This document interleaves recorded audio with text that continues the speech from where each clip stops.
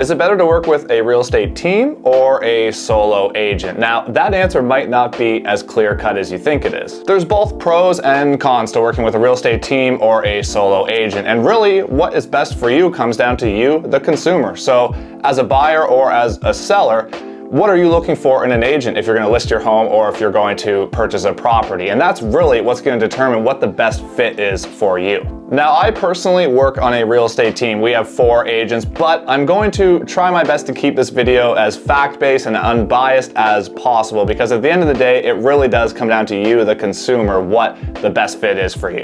So getting right into it, right down to the basics, what is a real estate team? So a team is exactly what it sounds like. It's a team of agents that work together, and they will still work underneath the banner of a brokerage. So for example, we as Team Stevens, we work as a team. There's 4 agents, but we still work underneath the Exit Realty banner. So we still do that in Nova Scotia. And the interesting thing is, in Nova Scotia, if you're working with a realtor on a team, you're actually signed up as a client of the team, not just one agent individually. So if you hire myself to list and sell your property, you're actually signing with Andrew Stevens and Team Stevens. So any of my team members can help if need be, which is kind of one pro of a team, which I'm going to get into here shortly. Now, in terms of how teams operate, they kind of can do it however they want, but here's a few kind of common ways that a team is set up, at least from what I see here in Nova Scotia. So one way they could set it up is they break things down by location. So for example, there might be somebody on the team that, operates in Halifax. There might be somebody on the team that helps clients in Dartmouth, and maybe somebody in Bedford, somebody in Sackville, and so on. So that's one way that they can break it down. Another way they can break it down, number 2, is they can break it down by the transaction type. So maybe somebody on the team is, only working with investment properties or multi-unit families. Maybe somebody on the team is only working with single-family properties, and so on. And the third way I see it broken down, and I would suggest that this is likely the most common, is that you get team members that are specifically there to list houses. And then you have other team members that are buyer's agents, so they only work with buyers. So again, there are pros and cons to this, which I'm going to get into right now. So here's some pros of working with a real estate team. So number 1, there's a little bit more flexibility if you're working with a real estate team, because there are multiple agents that you're signed up with that can help you. So for example, especially in the last 2 years when properties were selling in a couple days, which is not as much the case anymore, but let's say a property hits the market on a Thursday evening, and they're going to take all offers on a Saturday, or maybe it's a property you think is going to move very quickly, but your agent is out of town. So if you're working with our team, for example, if I'm out of town, or maybe I'm not working that weekend, or maybe I have other appointments already booked and my schedule is slammed, somebody else on my team can slide in and take you to that home. So you have a little bit more flexibility schedule-wise, especially working around different types of work schedules and also the realtor schedule. Now, although you have some flexibility in, scheduling, because we have multiple realtors that can slide in, you still generally have one point of contact. So for example, if I'm going to help you buy a home in HRM, I'm going to be your single point of contact. And then if we have a situation where I need somebody to cover for me, then you would go with another agent on the team. Now, the way we break it down on our team is that, if I can't show a buyer a specific property on this date and they need to see it then because maybe they're going out of town the next day or something like that, I'll give it maybe to Chantal on my team, for example. But in the future, if that buyer needs to be rescheduled again with another agent, I'll try to keep them with Chantal. So we try to keep, that it's not a new agent every time you're looking at a home. But again, different teams may operate differently. So that's something that you want to ask is, if you're going to hire a real estate team, you need to ask them, am I going to work directly with you? Or am I going to work with your whole team, or how do they break it down? That's important for you to know as a consumer. And the third main pro of working with a team is that you can get an agent that specializes in a certain area. So in other words, if you're looking to buy a property in HRM, you might work with a specific buyer's agent who specializes in that area. So it's a little bit more of a niche kind of setup, and it could really help you depending on what you're looking for in an agent and depending on what you're looking for in terms of your real estate goals. And one more pro about working with a real estate team is that they are usually well-oiled machines. They're usually very organized. They usually treat, their real estate business like a business. A lot of times they have administrators on the back end to help with all kinds of administrative stuff. So usually it's a well-organized, well-oiled machine, and usually you're going to get some really great service. Again,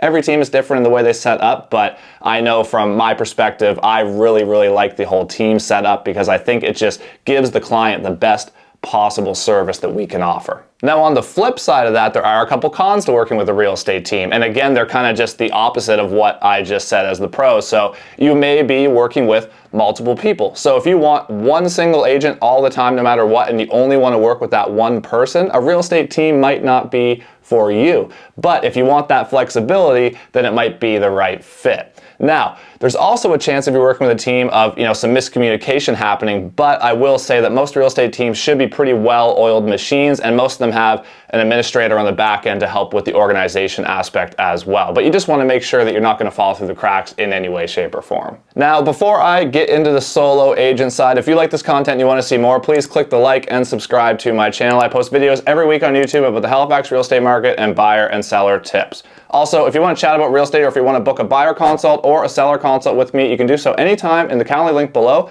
in my description at a time when it's convenient for you. So moving right along to a solo agent. So what is a solo agent? Well, it's exactly like it sounds. It's a single realtor, and sometimes they will also have an assistant, like an unlicensed assistant, to do some administrative stuff behind the scenes, but it's a solo agent working underneath a brokerage. So for example, somebody working for Exit Realty or Remax or whatever brokerage, and then it's a single realtor that you're going to be dealing with. Now, a lot of people would consider that a major pro to working with a solo agent, is because you're only going to deal with one person, one point of contact, and really you're going to build a nice relationship with them. Now again, some teams operate this way, and my team does operate this way, that we all have our own businesses and we're just there to help each other when need be. So it really depends on what you're looking for from a consumer perspective. But if you're looking for somebody that is going to, be there every time, that specific person on the showings with you, guiding you through, and you're going to build a relationship with them, that is a major pro to working with a solo agent. However, on the flip side of that, as a con, you're kind of at the mercy of their schedule a little bit. So if you're working with a solo agent, you definitely want to ask them,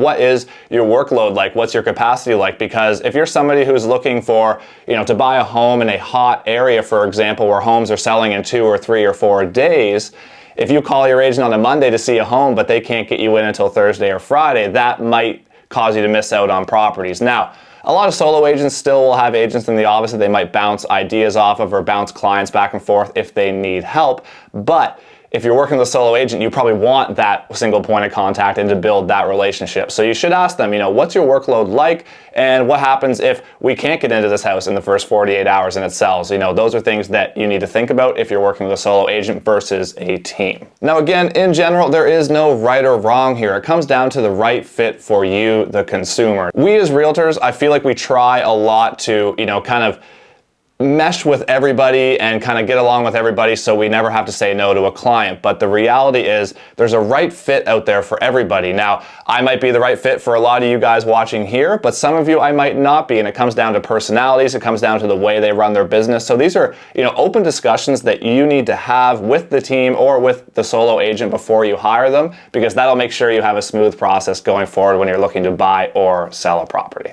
If you made it this far, I hope this puts some context into, the solo agent versus the team aspect for you. And if you have any further questions, don't hesitate to contact me through my Calendly link below, or you can drop some questions in the comments as well, and I will address every comment that comes in. So if you have more questions, let me know and I'll address them down below. And until next time, thank you so much for watching. Don't forget to click like and subscribe to this channel if you want to see more of this content. And until next time, thanks for watching and have a great day.